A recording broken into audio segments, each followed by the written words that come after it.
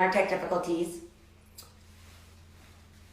So we're back, and I want to just reintroduce, just for anyone that's just now logging on and watching Bright Minded, reintroduce my first guest, Tia Oros Peters, CEO of Seventh Generation Fund for Indigenous Peoples. Tia Oros Peters is the CEO of the Seventh Generation Fund for Indigenous Peoples, which is a nonprofit organization fighting for Indigenous communities, not just in America, but around the world. Tia holds a BA in Law and Society from UC Santa Barbara and an MFA in Creative Writing from Antioch University, and is a mother, grandmother, writer, and cultural artist. Tia is committed to Indigenous peoples' self-determination and liberation from settler colonialism through grassroots empowerment and action. The Seventh Generation Fund for Indigenous Peoples also works to secure Native peoples access to clean water, health care, healthy food, and more. Basic human rights which too many Indigenous peoples still lack consistent access to. So I'm excited to connect Tia, and I want to thank her so much for taking her time to be on Bright Minded.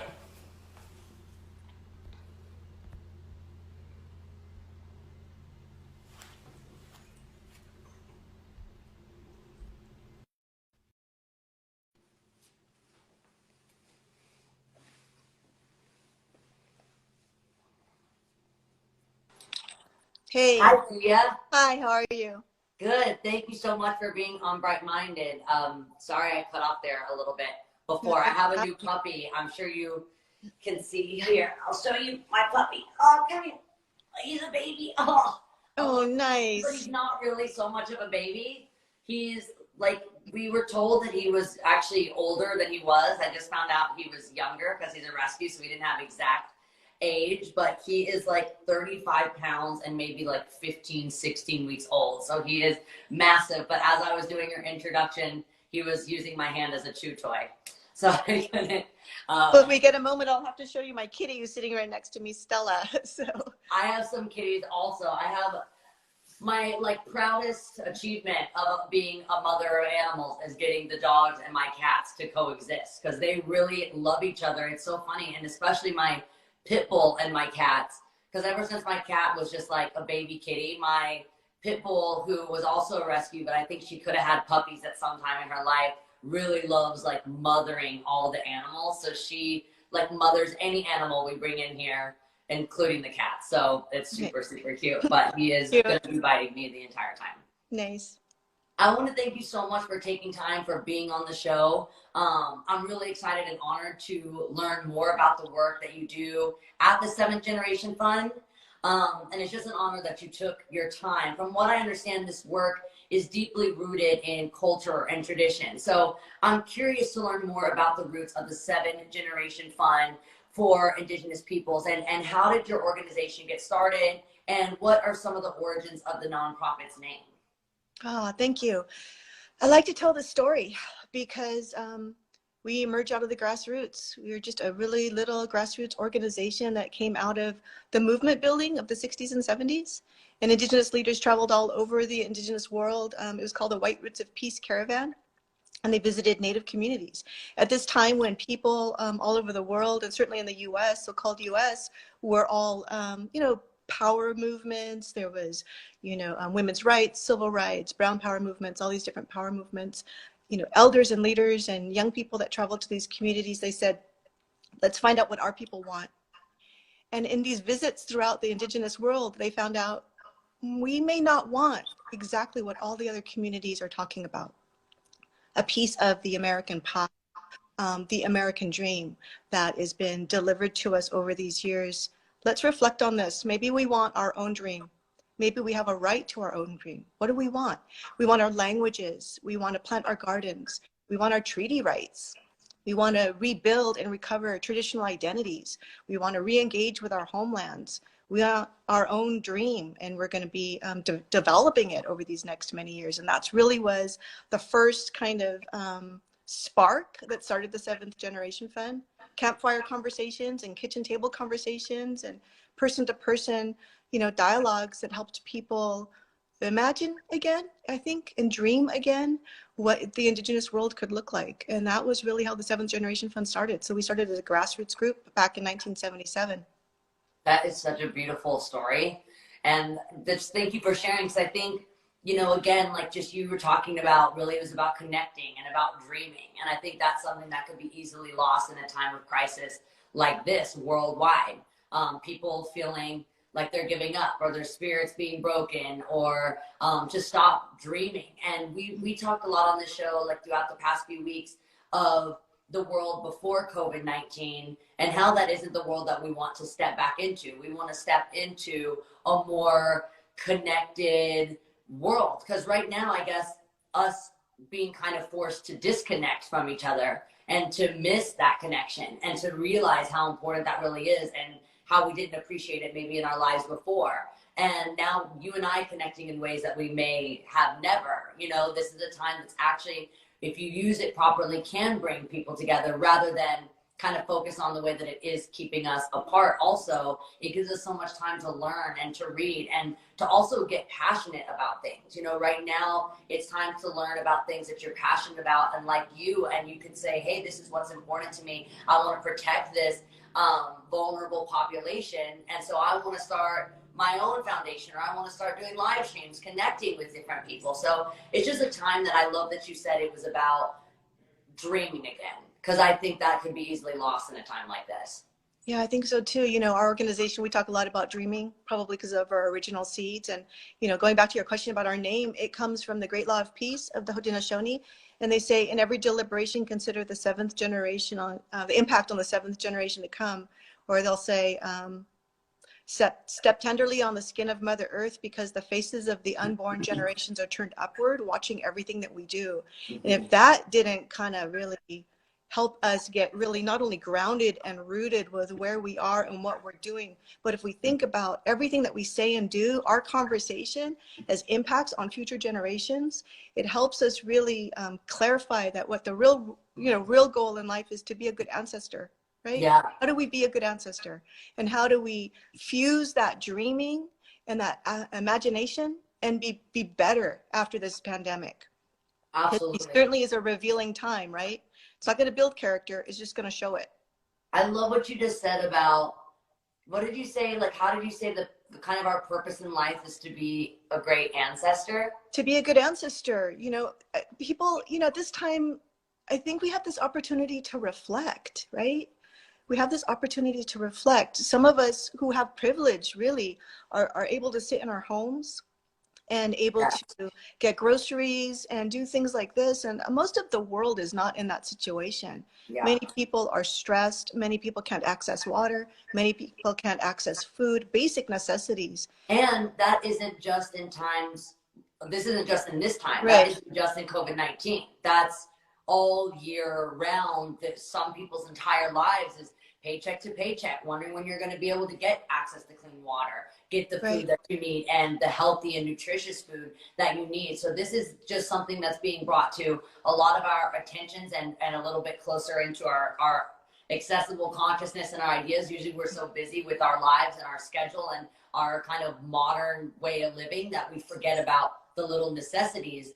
If you have those accessible in your life all the time, you really, it's easy to lack appreciation for those things that we call the little things, but they're not so little. They're completely essential and, survival. So I think just having this time to think about, man, I'm so lucky to have clean water. I'm so lucky to have a house that provides me shelter and safety so I can keep myself healthy and away from others. And you're right, not everyone does have that. And so just having that awareness, this gives us a lot of time to plan on what we're going to do when we can get back into the world and create some action.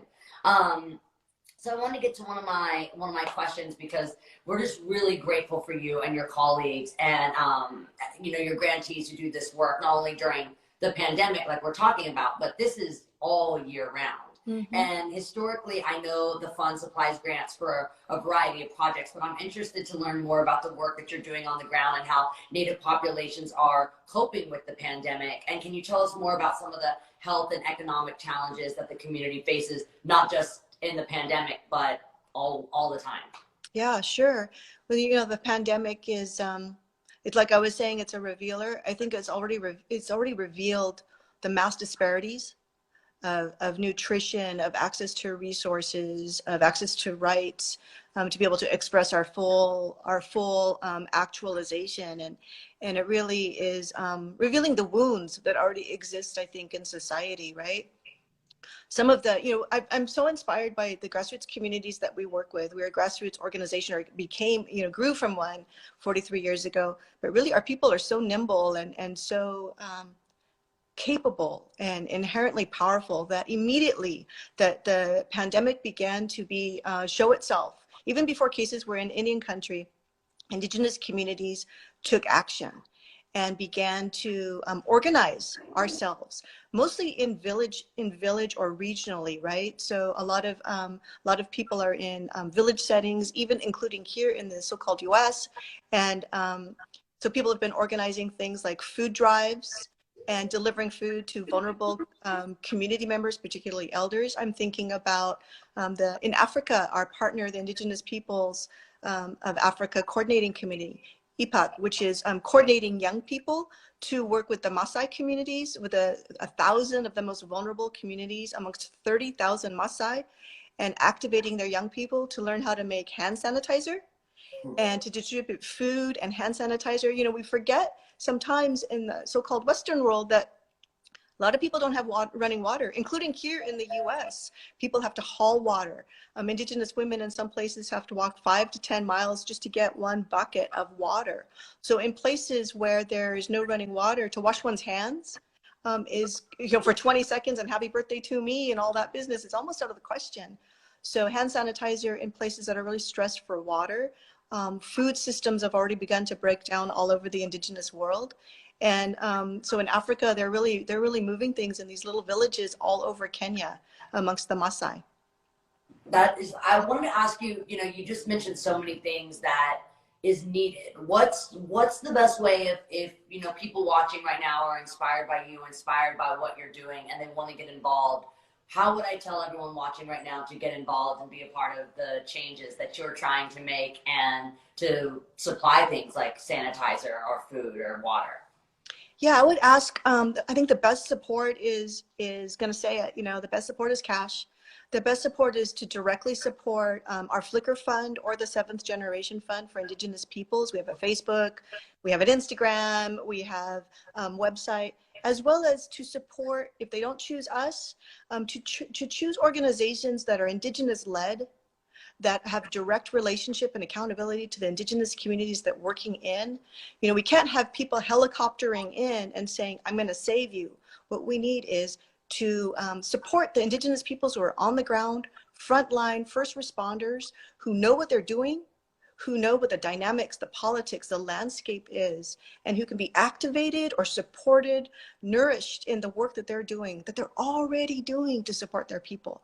And there's places all over the Indigenous world that this is happening, where people are activated and taking action, and things that you don't really hear on the news. You don't hear about Southwest Indigenous peoples that are working in Pueblo communities, Hopi and other communities, and they're distributing seeds and helping with the revitalization of traditional seed gardens and agricultural practices, not only for nutritional support, but for spirituality and for culture. There are the distribution of food supplies, sanitation supplies, basic cleaning products. That situation is rampant throughout the Indigenous world. There's projects that are working all over that we're supporting. They're translating health and safety and COVID information, pandemic information, in a variety of different Indigenous languages, because we're not English-centered or Spanish-centered communities. And that really helps people trust the information and then use that information within their families and communities to protect themselves. Thank you so much for your time. Everybody, you heard that the best way to get involved is by donating if you can. Any money is the best way to get involved, so it can be distributed in the way that is best. And you're on Instagram, Facebook, Flickr account, so easy to get involved if you've been inspired by today. Thank you so much for being on Bright Minded. Thank you. I appreciate it. Have a good day. Thank you so much. Have a good day.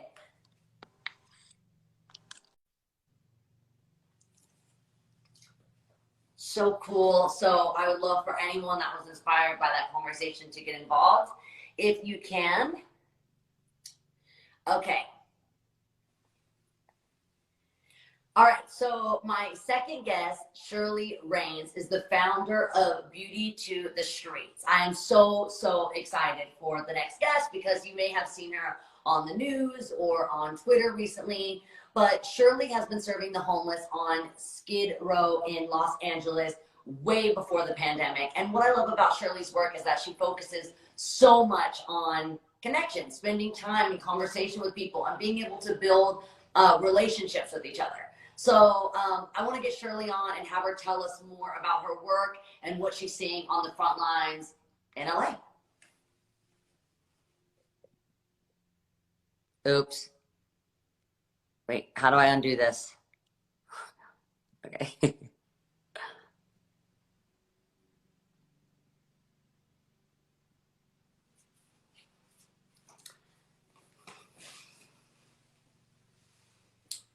All right, Shirley. Oh, hey y'all! How y'all Hi. doing? I'm so nervous, girl. How you doing? Do not be nervous at all. No, I'm surrounded.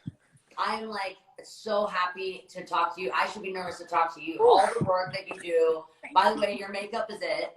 Thank you, child. I got my glasses on, Miley, because I'm old and I can't see, but I gotta wear them while I talk to you. I love the makeup. Thank you. I love. You know what's so great about doing Right Minded that I really love is it gives me a reason to like get up in the morning, put my face on, put my clothes on, feel like even though I'm, safely keeping myself at a distance in my home, I'm getting to connect with people like yourself that are doing so much, not just during this time of crisis, but all year round. What you're doing is amazing. And it's just inspiring me, right now, because I've had this time to connect and learn about more organizers and people that are doing incredible work. I just can't wait for all of us to connect like in that real world time, but also knowing that we don't have to wait, that everyone watching right now can get involved in their own way. Absolutely. And so I just look forward to you kind of telling everyone, luckily I'm here in LA, so we have a chance to connect. Yes. IRL at some time. Yes. But for right now, safely staying, at each other's distance. But for those around the world, knowing that they can do this in their own communities. The way that you started, Beauty to the Streets is just like so inspiring because this is something that people watching right now can do in their communities as well. Absolutely. So I want to talk about your nonprofit, Beauty to the Streets. Can you tell us exactly about the organization, where you work, who you serve, and how did you decide to start Beauty to the Streets? Okay, well, well, first of all, thank you for having me on, girl. We really appreciate it. Beauty to the Streets is a nonprofit that services Skid Row and the back streets of Los Angeles, California. I started the nonprofit about 3 years ago. I started serving the homeless. I have 6 children, 5 living. I buried my first child. After that, I broke. I was emotionally just destroyed inside, came down with panic disorder, anxiety attacks, had to start taking Prozac. And I just needed to make some kind of sense of this pain that I was feeling and I was carrying around in my life. Like, what is this loss for? What is this pain for? I can't sit here and keep feeling sorry for myself. So what am I supposed to do with all of this pain and hurt? My journey, I'm trying to find something to heal me, led to feeding the homeless with another nonprofit, Polly's Project. And when I went out there, the queens were more interested in my hair and my makeup. They were like, oh, we love your hair and your makeup. I'm like, oh, thank you, queen. I was doing the back streets, the transgender area, and just everything. And, I don't know what it was, but it was an organic connection. As soon as I went out there, I'm like, oh, wow, they're broken just like me. Wow, they need help just like I needed help. And I didn't know how to help myself. I couldn't save my child, but I thought, well, maybe I can give something to these people who are still living instead of continuing mourning the dead. Let me work on the people that are still here and living. And so I began to take out make hair color that I had left over at home. I cashed in 4,000 points at Sephora, started taking the eyelashes out, still serving with this. I am obsessed with you. Really? This is amazing. This is amazing. Girl, I had all these points. I got those little bitty bottles of like mascara and started taking it out. And then they started knowing me as the makeup lady. And when I would go back, they were like, they didn't have their hair color, but their face was beat. I'm like, okay, you're like a makeup fairy. You're like just dropping these like amazing, like just so amazing. Because I'm sure so many people that's just to stop you that have things like that you could use, that you could be donating at this once it's safe to. That's just amazing. Yes. And to connect with people, like just be Yeah, their friend and like connect with them in that way. It's so amazing. I always try to find ways that I can do what I want to do and serve the way I want to serve, but in a fun way. A lot of the time when absolutely. people say foundations or organizations or charity, you feel like it's going to be something very serious and Yes. heavy, which it is, Yeah. but you can bring this like spark and light and energy to it that makes people actually want to be involved. Like next Christmas, you got to come to my friend's place. Heather is on later, who runs my Okay. holiday party. It is the most fun. All the homeless youth from LA. It is like the most fun. And like you and I both, like I connect so much about like the amazing makeup and the hair Yeah. that I see. And you create these relationships where you can't wait for next year, you know? And when you make Yeah. it fun, you get people to want to be involved. And you can create this amazing like group of people. Like my friends do it with me every Christmas, and it's just the best. So I love the energy you have and the approach you have to it. Oh, thank you. What's an organic connection? You know, I mean, what woman doesn't feel good when you put on makeup despite your circumstances? You know, heartbreak or loss of a job or problems at home. If you have a best friend, the first thing she's going to suggest is, let's go get our hair done. Let's go get our nails done. Let's go put on, you know, try on some makeup at Sephora or something. So when I went out to the streets, it was really an enlightening experience for myself, because I'm like, oh, y'all want makeup? Well, I could actually do that. You know, I couldn't get them off the street. I can't get housing. That's above me. I don't know how to do that, but I do know how to do makeup. I can help you color your hair. And they weren't using the hair color. And I was like, you don't like it? They're like, we don't have water. I'm like, Queen, I got some water at home. So we started boiling water at home and taking it out there. And because they got to know me as the makeup lady, I expanded it and started my own nonprofit. Now, you know, when you have your nail tech or the person who does your hair, you spend a lot of time talking to them and you make that organic connection. They begin to see you every week and say, girl, how's the job going? Or girl, how's your parents doing? Or what happened to the relationship, Queen? You know, and that's how we get to have that real organic connection about caring about them. I fell in love with them. I already loved them with the love of the Lord. But when I went out there and started doing this work, I felt an organic connection, and they became my bonus family. And I really fell in love with them like I love my children and my sister. I love this community. Oh, and I love you, and I love the work you're doing so much. I just think it is so cool. Like, that's exactly what happens. Anytime you do nails, do hair, all of a sudden I start feeling guilty. I'm like, I just use this as like a therapy session. You've saved my roots, and you like saved my, like, there's like a part of just, it's so therapeutic to have someone caring for you. And like, it reminds me of, you know, my grandma like laying on her lap, and she would always like, exactly. all of a sudden just start like crying about something that's going on at school that I would have never told my parents. Or you just really end up like connecting and just like caring for someone. And it's just such a cool way for you to go, one thing that I learned a lot from from someone really important in my life, Dr. Amen, was don't focus on the list of things that you can't do. Write down what you can do. And if you write down what you can't, accept that. Look for resources that can, but really don't not start because you think that you can't do it. There's so many things you can start doing. It's free to go care for someone or to love someone. Yeah. We took a lot of criticism when I first started Miley, though. A lot of criticism. People are like, oh, so you'd rather give them hair and makeup than a house? No, I'd rather them have a house, but I can only do hair and makeup. I can only give what I have to give. You know, I'd rather them go to get therapy and counseling, but since they can't do that, since the resources aren't out there, I've buried a child. I've lost a child's father to death as well. I know how to I've lost a job. I've had a divorce. I've suffered a lot of tragedies that they've suffered. So they can cry on my shoulder because I can give them the same advice that I was given. I'm still here. I'm still breathing. I'm not perfect. I'm broken, but it's okay to be broken. Broken is my new normal. And I feel like with this pandemic, we'll start learning what new normal looks like. That is so, so awesome. I want to talk about, since you mentioned the pandemic, I want to talk about the current pandemic and how it's affected the community that you serve, and how are you responding, and what would be the best way for people watching to respond? How is this uniquely affecting that community? I would love to say, well, you know, that community has been affected a long time ago. That's been a community that's been ignored for so very long. This is not the first crisis or virus we've gone through with this community. We were there when typhus outbreak happened. We were there when the chickenpox outbreak happened. You know, COVID-19, people are paying attention to this virus because it's affecting us all now. If it just affected the homeless community, I promise you nobody be talking about it like it is right now. That community has been forgotten and neglected. The disparity of health care, no one comes out there and helps them. So, you know, they needed things that we use on a regular basis for their survival. They needed to go in Starbucks and use the bathroom. They needed to go to the first hamburger station they could find and wash their hands. They needed churches and nonprofits like myself to come out and feed them. When COVID-19 happened, all of those resources dried up, and the homeless don't have access to TV and radio like we do. They don't know what's going on. So they get up Saturday morning to go out and get resources, and everything is closed and locked up. They're like, what's going on? And they got to hear through the grapevine, it's a flu out there. They have no education. They're being given no information, no flyers from the health department or anything. They were just completely blind. And they were like, everybody's missing.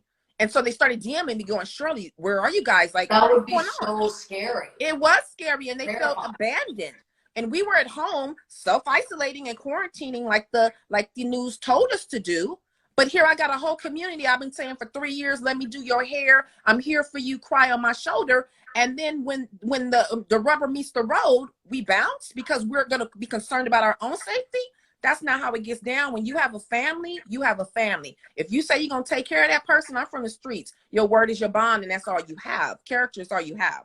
Character is shown through times of crisis, not doing hair, not doing makeup, not loving them when times are easy. This is when the rubber meets the road and your character is shown. So immediately when I heard that they weren't getting the resources that they need, my team decided to go back out there, but in a more protective way. Let's not sit up on the corner. It's unfortunate we can't do the hygiene services for them anymore, but child, my nails is tired too right now. You know what I mean? Thank God I color my own hair and I don't have no hair. So we're going without those things. So right now, once again, they're going without those things. They're going without getting their scalp washed and warm water and their nails done. It was nice, and the makeup. It was nice that we were giving it to them. But right now, they're going to have to do like the rest of us and not have it. We'll go back to it. But it was important for us to get down there and pass out the necessary items like hand sanitizer. I can't get my hand. I used to cook for 500 to 800 people in my little one-bedroom apartment here every single Saturday. Can't get access to food anymore because people are hoarding. Can't get access to water because people are hoarding. So we're literally piecing things together so we can go out there and take supplies that they need. Asking our social media family to help us with hand sanitizer, face masks, gloves, whatever you have. When we went out there to decide to serve, we decided, I said, okay, you know, it's best. I work with Fighters for the World, their MC club. I'm like, it's best for us just to serve from our car window. Let's roll the window down and let's, put the bags out. Because honestly, we talk about a 6 to 10 foot distance. No one even comes within 6 to 10 feet of a homeless. When you see a homeless person, most people cross the street. So the reality of them giving it to us is 0 to none. Us giving it to them, however, is more plausible. So we decided to stay in the car and keep ourselves away from them. There's 60,000 homeless people in LA community. No way to do 6 to 10 feet between 60,000 people. It's impossible. So all we could do is educate. But when I went out there, they were all covering their mouths like this with their shirt, but they were reaching through my car window and touching hands. And that's when you hear me on the video saying, don't reach in, I'll reach out. Because I realized by them reaching in, they're cross-contaminating each other's hands. And then I'm like, do you know what's going on? They said, oh yeah, there's a flu out there or something. I go, oh my God, no. So we found ourselves being educators. Okay, this is what it is. Wash between your hands. If you have access, between your fingers, if you have access to water, sing the ABCs 20 seconds, while you're washing your hands. We find ourselves being more of a source of information, not just food. So what would be a solution? This isn't one of my questions, but I'm really interested. What would be a solution? Because all around the country, America, around the world, like homelessness is a huge issue, a huge crisis. How do you get information to the homeless communities? What would be a creative solution? So, because not everyone gets to meet like angels like you. How do you get that information? Is it I think that the city should do their job because they're the ones being paid to do their job and to educate and to provide resources. We are secondary. We shouldn't be frontline workers. We should be the secondary. We should be the backup to the city. We're not the frontline soldiers. I'm a mom. I have 5 living children and a sister who worry about me every time I go out the front door. But I also need them to understand that we have a family we have to take care of. I think the city and the health department should pass out flyers. I think they should install more hand washing stations down there. The 9 that I saw down there, probably 4 of them didn't have water. At every hand washing station, they can put a little flyer up, laminated, saying the do's and the don'ts of what COVID-19 is. They can use nonprofits like myself and say, here, let us provide you with some flyers and some pamphlets to hand out since you're going to go down there. The city can also work with the nonprofits and the people who are putting themselves in the front line. Education is just so key. I don't think people really understand, Miley, that they keep thinking it's a them and us thing. COVID-19 doesn't care if you have a building, if you sleep in a tent, if you're black, if you're white, if you have a job or you don't have a job. It's an equal opportunity disease. It does not care. And if we only provide resources for us, if we only worry about the stay-at-home order for us, how can you stay at home when you're homeless? That's a luxury and a privilege. People are like, well, they need to stay at home. How? They don't have a home. Their streets have been their home. So now we're talking about our city and what they can do. Now let's talk about the people in our cities. What can the general public do? What would you suggest if they're watching right now and they like are just loving you, which I see everyone is? How would people watching right now get involved to Beauty to the Streets? How would they get involved from where we are right now or worldwide? Okay. Well, you can always go on our Instagram account, click the link in our bio, Super Social Shirley, and it takes you to our website, or you can go to our website, beautytothestreet.org. I understand that right now was very uncertain times and everyone doesn't feel confident to go into the street, and that's okay. In war, we all have our position in place, but we are frontline soldiers. You can send the resources to us. We have Patreon, PayPal, Cash App, Venmo. We do have an Amazon wish list, but most of the items are no longer available on the wish list because of the hoarding. But people can absolutely, if you're at home and you're making masks, we have a P.O. box that's linked to our website, beautytothestreet.org. They can mail homemade face masks to us. If you have an extra box of gloves over there, and pretty soon when things are back to normal, if you got some extra makeup queen laying around, if you got some hair color you bought once but you don't like it, send it on down, child. Somebody else will use that and love themselves for it. But we are frontline soldiers. It's not easy to go out there. I understand, human survival is something that kicks in. And going out there, like I say all the time, it doesn't make us heroes. It makes us human. We've been human for so very long. We've been taking care of this community, which we love, for so very long. And I wish there were other resources out there for them so I could self-isolate, so my team could self-isolate and we can feel safe, and I don't wake up every time I get a tickle in my throat and think, oh my God, what's going on? Because I don't go anywhere. I wish. But wishing is for shooting stars and birthday cakes, and that's not happening right now. So somebody's got to go out there and continue to love up on them the way we have been. And then when all this is over, we're going to have a big old block party, child, because their hair is tired right now, Miley. You should see them, girl. Half of them, the blue is all faded out. They're like, I need my hair colored. And I'm still trying to tell them, Queen, I can't do it right now. We're in a pandemic. We'll get back to you soon. I want everything you said on a t-shirt or written on my mirrors because I do think a lot of the time, from afar right now, we don't think we have a lot more than just our thoughts and our prayers, which are really, really important. But it's also, it's important to send out our good energy and send out love but it's also really important to take action. And I love that you took action. I know that you're praying for the people that you work with in your family. And I know that there's a spiritual element, but there's also an active part of this, of making actual change. And something we've talked about on this show over and over and over again is we don't want to go back to the pre-COVID-19 world and existence. That wasn't perfect. That was far from it. And I think it's really important that we all have this time to connect in this way and go, listen, when things get back to it, how you said, when you can get back to coloring the hair, when we can get back to really connecting, having that list of organizations that we love the way that they handled this crisis and dedicate ourselves in the world when it goes back to the way that it can, where we can physically put ourselves with other people. And I love the idea that what Beauty to the Streets is about making people feel beautiful, feel like their truest selves. But just listening and connecting and letting them know that you love them and that you're there for them. It's just, I love the idea of connection.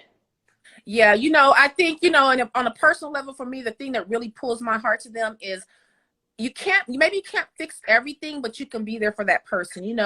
The hardest experience you'll ever have to do is bearing a child.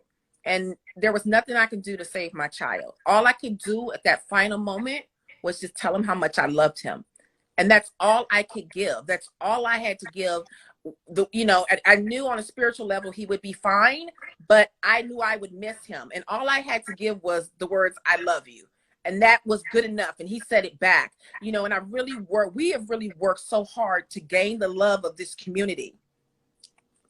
And it saddens me that people, don't see them as vitally important. They are human beings, and we don't have to keep continuing to suffer the loss of these people. They are somebody's children and mother. They once worked with you. They once had kids that went to school with you. They just fell on hard times, and we are so much closer to them now than we ever were before because of this pandemic.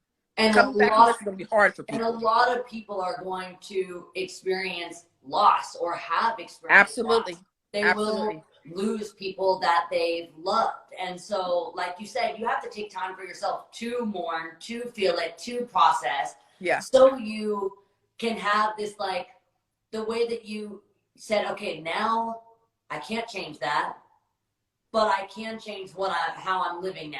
And I Correct. can honor their life by Correct. doing work in their name. And Correct. So I think for anyone watching right now that has someone that is sick or experiencing COVID-19 directly within their family or their friendship circle or partners, losing someone you love, it's so hard, but keeping their spirit here by honoring them and saving more lives is an incredible way to process pain. And so I just think you're such a light. I want to thank you so much for being on the show. Thank you so much for having me. I'm excited. Love you. I cannot wait until I can get involved even more. Happy Hippie and Beauty to the Streets. We have a lot in common, so I'm really excited. Thank you. I was so excited when I saw your DM. I'm like, Miley Cyrus. Oh my God, I was so excited. So thank you so much for the platform. Thank you for your awareness that you're bringing to the homeless community. And we do look forward to working with you when we get back to our new normal. I can't wait. Thank you so much. Okay, bye. Have a blessed one. Bye, guys.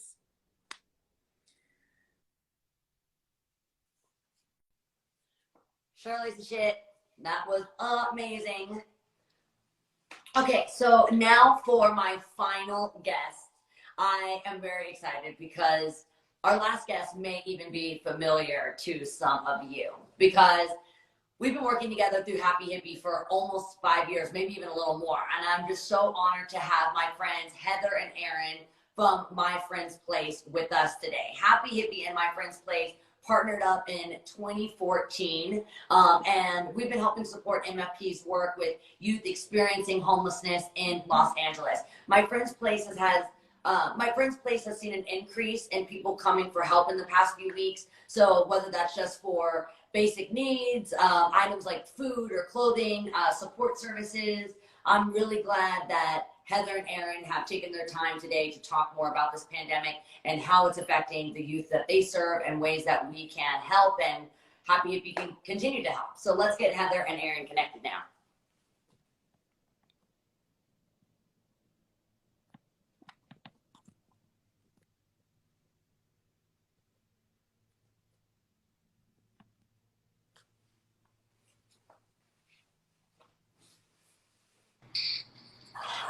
My friends! Hi, Miley!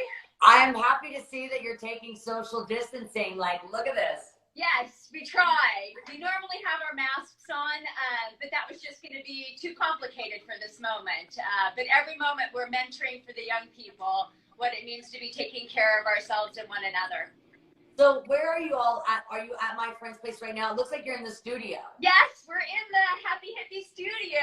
There's no better place to be right now than to be speaking with you in a space that you have loved, supported, and young people have created endlessly in. That was one of my proudest moments, was getting to walk through the studio with my dad at the Happy Hippie Christmas party. You're lucky my dad is left-handed, though, because all the guitars are right-handed, because he's, like, looking at them all. He's like, you got these? Like, can you do a studio at my place? Like, look at all these guitars. And I know he wanted to play so bad, but my dad is, like, everything is opposite. He's such a unique person. And he's only, one of the only left-handed guitar players I've ever met. Otherwise, you would have never gotten him out of the studio. and actually like serving the young people. He just would have been jamming and recording, and he had such a good time. And like we just had, it was so cool for me to show my dad how many creative young people come to my friend's place on the daily. And when you think about a music studio being essential to somewhere like my friend's place, you don't really think about it until you get to see the youth actually in action and using it and what they're creating, and how amazingly talented so many of the young people really are, and why it was so important for my friend's place to have a studio. Yeah, that Christmas celebration and being able to, for young people to really be able to demonstrate how meaningful the relationship is to you and Happy Hippie, and to be able to share their extraordinary talents. Definitely, that's going to last a lifetime for many of us. And not just musicians and artists, but you have like amazing creators and like amazing painters, so many amazing, talented, like young people in my friend's place. Every time that I've gotten to be there, I've just really connected so much to the artistry that you all support too, because it's super important. Being from Nashville, working with Oasis, who I was telling you about in Nashville, which I love because music is such a part of my culture and community also, and my upbringing. So I just love how you support the artistry of these young people. I want to talk about the work that you do, and My Friend's Place is an essential service, so you have stayed open during this time. How is the pandemic affecting your young people who can't shelter at home or may not even have access to places to safely wash their hands? How has this changed My Friend's Place, and how have you adapted? Yeah, you know, in so many ways, so many things have changed. But like you said, we are here and providing connection and a whole wealth of services for young people, but also the older adult community right now. So yesterday we saw 170 people providing food, clothing, hygiene supplies.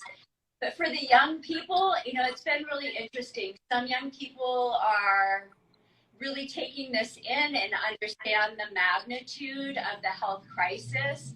But for many young people, this is just yet another crisis. You know, so many of the young people have been for so long existing in a place of disconnection, lack of community, lack of resources, feeling so impacted by homophobia and racism. So those are ever present kind of experiences. So then you add this pandemic into that, they're like, but nothing has changed other than you and the community are even less connected to me now. So that is a real break your heart moment for us. Is we're showing up, we're at that front gate, we're doing everything we can, but we know that the community space that My Friend's Place provides really is like wrapping our arms around them and getting that relationship that is so necessary for young people to be even able to like look at the opportunities that we can afford, the community can afford, so that they can consider something different. So that's now at arm's distance, right?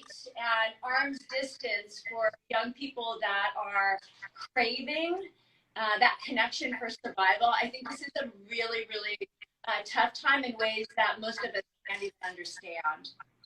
Yeah. I wanted to, hold on one second. I think let me see if this is back. We're just freezing. I'm going to request me one more time. Okay, hang tight.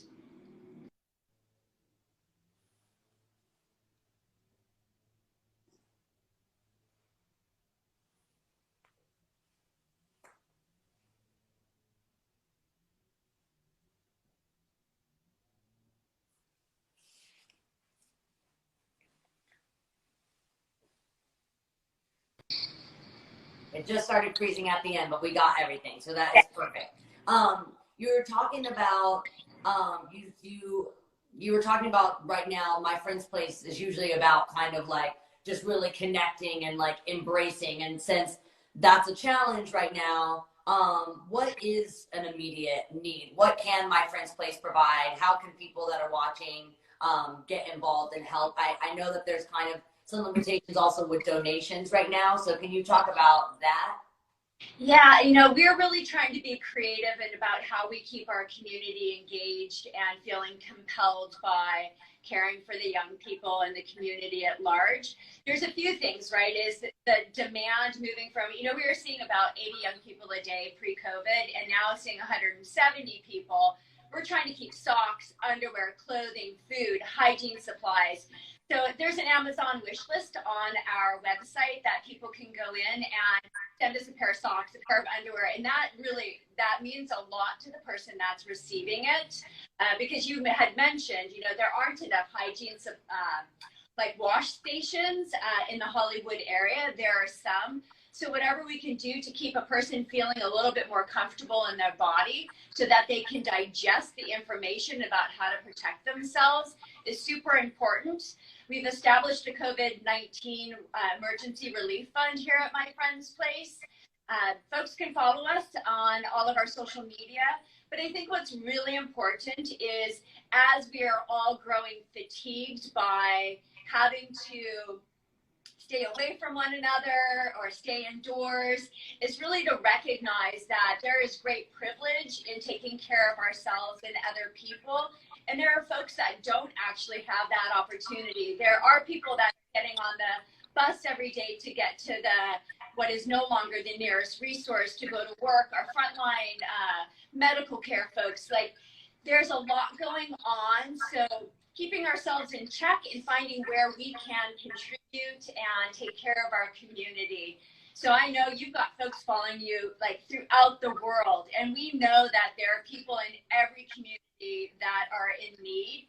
So taking a moment to jump online and learn who's struggling in your community and how can you participate. You know, we've just recently tried to change. We are only asking for new clothing because that is safest to put folks into new clothing.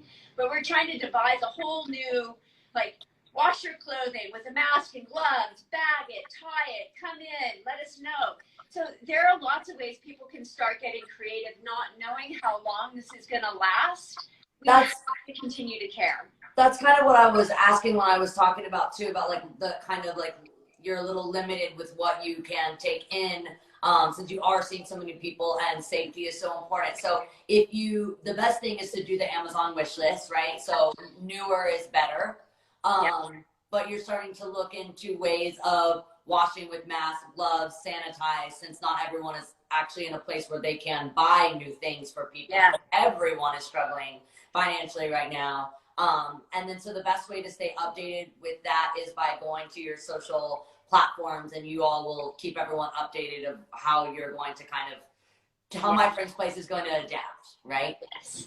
Because we're going to continue to have to adapt to meet the needs for an ever increasing number of people that are coming to the streets. You know, as folks are being discharged from jail, some folks don't have anywhere to go. You know, right thing to get them out of an institution that really you can't do the social distancing. But we already know there have been young people who have been released and don't have family to go back to, or families are way too concerned about bringing somebody into the environment that hasn't been tested. So by doing right by the collective does not always do right by the individual. And we're trying to figure out how we're going to pivot and how we're going to continue that care and that extension of care. I really think that makes a lot of sense, what you just said. That the individual is kind of, it's so easy to kind of focus on problems, especially problems that are worldwide and affecting everyone. You look at this like huge problem and you go, there's nothing I can do. But if you actually look at it as every person, that we were talking about this on the show a couple days ago, that there's so many numbers and so many statistics daily that you kind of start thinking in numbers, which then you lose connection, that every time you see a rising number of death or infection, that's a person, that's a loved one, that's a friend. And so it's really important for us to not think and feel in numbers, but in one at a time. Yeah, no, I so appreciate that, right? We're surrounded by, every day feels, how do you say, perilous, and the potential tragedy. And there are people who are watching right now who have already been impacted by that tragedy. So it's really important that we know that this is a super personal pandemic, and care for one another, do everything we can, and support those that are on the front lines to ensure that folks who don't have access and care and food are able to take care of themselves to the best of their ability.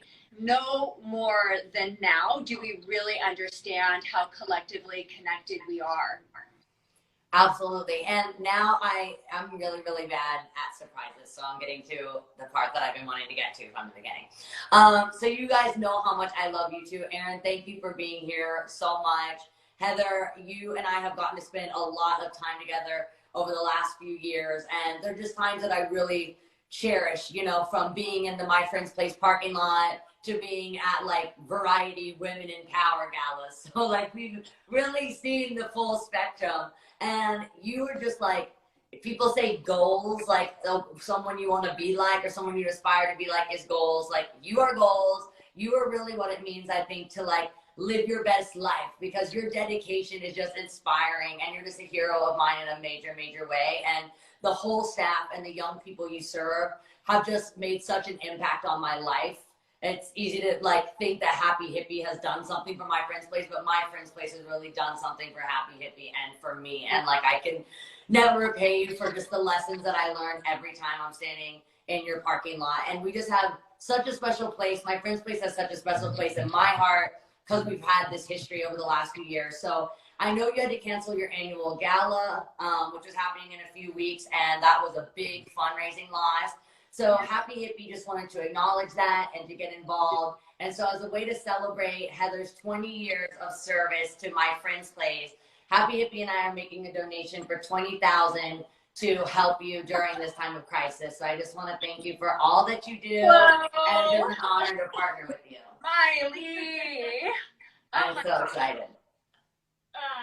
Well, Miley, so I'm going to jump in here. Per usual, you had everyone crying, and I mean, you know, Miley, your support and dedication to us means the most. But I just want to echo some of what you said. Like, you and I share deep, deep affinity for Heather, and you know, the idea that she is someone to aspire to be like. But you know, part of what I would just want to say about this whole How My Friend's Place is handling this pandemic is that we are handling it under Heather's leadership, right? Which is, we do right. At every opportunity, we just do right. And I think, right, it's hard sometimes to remember that there is going to be life after COVID-19. And if, you know, if the question is, like, who do we want to be when we get out of this crisis, we want to be the organization, like you said, that people look to and say, wow, My Friend's Place under Heather's leadership really did right. We really continue to invest in the young people. Like this is just new context, right? These are young people. We are always concerned about issues of access and the way that they are marginalized and the way in which public policy doesn't consider them. Like this is the stuff we're made of. And we know safety and survival. This is kind of a different context to really appreciate all of that. But you know, the soul of My Friend's Place under Heather's leadership to do right and to make sure that nobody is left out, like that's what we're doing. And that's where we could use your support. And thank you so much for the support you just gave in honor of this amazing moment. And I think it's super important, something you just said, that this isn't something that My Friend's Place isn't an essential service just during COVID-19. That means My Friend's Place is essential to young people in Los Angeles all year round, 365. And I see that firsthand when I'm standing there with all of the staff. All of the staff is just like incredible. And you're right, Heather just leads in such an amazing way. And it's just really inspiring for any of us who want to be leaders to look at you in the way that you do that. And it's just amazing to be a little part of My Friend's Place. So thank you. I see your wheels turning about like, what you're going to do next. But Miley, like, right, is we are only as strong as those that stand beside us. And the moment you stepped into My Friend's Place, you became a part of our team. And you and your team have fallen in step with the young people, with My Friend's Place. Your leadership now internationally is bringing attention and care to very vulnerable folks in the community. So this is not about me. It is about the we and what we as human beings really have the opportunity to do. So we are Happy Hippie. You are my friend's place, and we just totally love and adore. And thank you for your generosity of love and spirit, because this is us. Yes, and we are definitely one. So, you know, we never hesitate. We're always talking, and never hesitate to tell me what you need. I can talk to my fans also who, like, I think what we've done from the beginning with my friend's place is Happy Hippie is allow my fans and for myself to see ourselves in the young people, to relate and to connect. And I think that's what we've really done from the beginning. I love what you said. It's not about me, it's about we. And a lot of these young people can be mirrors for ourselves. Like when I go to my friend's place, even though my life and my circumstances are so different from some of the kids standing in the parking lot, we're not really that different at all. Like our love of music is enough to connect us. A lot of, you know, people that you'll even see, I'm sure now are like very close, if not my age. You know, we were talking with Shirley about like, even if it's just, oh my God, I love your hair color. Oh my God, I love yours. It's like enough to create this like moment and connection that is a healer on both ends, like on my side and on their side, and learn from me and I learn from them. Like it's just, I think what makes my friend's place special and why it's always been important that Happy Hippie stays dedicated to the work that you're doing is it's really just a reflection of what's always been my goal for what my foundation would represent. And it's just, you know, acceptance, non-judgment, like the doors are just so wide open and like you just feel this sense of acceptance and like family. And I feel that anytime I'm there, and just that relatability. And I, like you said, the we-ness of it, you know, that it's so we. And as much as it is about the individuals, then it becomes about this family that you create. So I just want to thank you so much for taking care of, you know, you guys aren't that far from me, from where I live. Being in LA, being able to know that you're here, just makes me feel safer and protected, because I know that these young people are going to be loved by you or fed or clothed or get one of your supporting services, whether that's getting to talk to counselors. Like I just feel so good knowing that you're in my area. And it's crazy too, right, Miley? Like, I mean, you know this because you've met and impacted so many of them. But, you know, when we're on the front lines and we're providing the essential services and it's heartbreaking to not have the doors open. Like, we miss the young people being in the space, recording in the studio, doing the art, taking the shower. Like, it's really hard to not have our doors fully open. But when we're on the front lines and providing those services, the last thing that's said is not by staff. It's by young people telling staff to stay healthy, to stay up, to stay positive.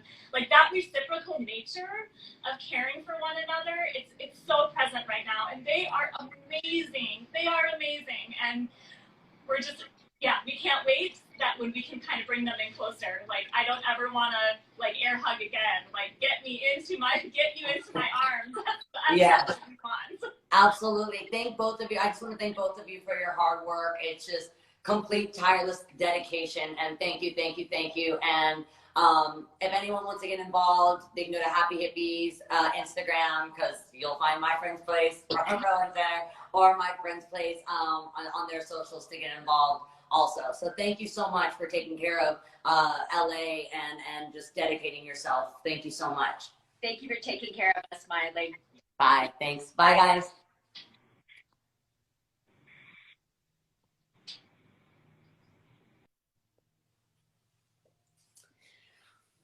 All right, everybody. Thank you so much for tuning in to Bright Minded. And please do what you can to support my friend's place, support Beauty to the Streets, and the 7th Generation Fund for Indigenous people. Whether it's please support, whether it's $1 or sharing their message. Just every bit helps, especially during this time. I look forward to seeing you tomorrow for Thursday's episode of Bright Minded Live with Miley. Bye, everyone.